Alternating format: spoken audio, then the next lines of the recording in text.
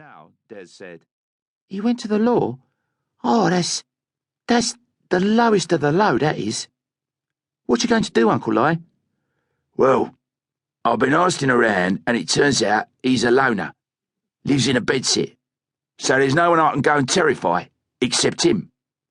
"But he's still in hospital." "So, I'll take him a bunch of grapes." "You feed the dogs?" "Yeah, only we're out of Tabasco." The dogs, Joe and Jeff, were Lionel's psychopathic pit bulls.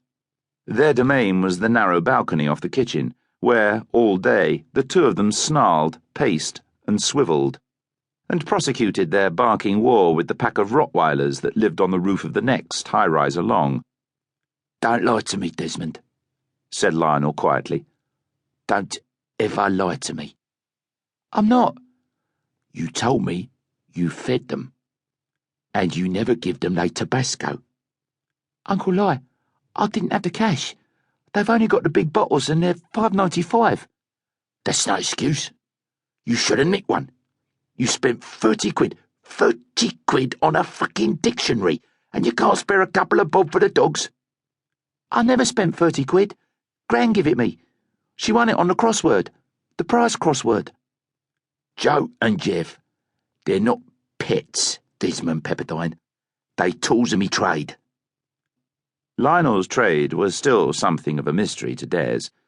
He knew that part of it had to do with the very hairiest end of debt collection, and he knew that part of it involved selling on. Lionel's word for selling on was reset. Des knew this by simple logic, because extortion with menaces and receiving stolen property were what Lionel most often went to prison for. He stood there, Lionel, doing something he was very good at, disseminating tension.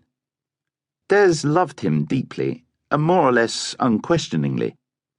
"I wouldn't be here today without Uncle Li," he often said to himself. But he always felt slightly ill in his presence. Not ill at ease. Ill. "You're back early, Uncle Li," he repeated as airily as he could. "Where you been?" "Cynthia. I don't know why I bestir myself.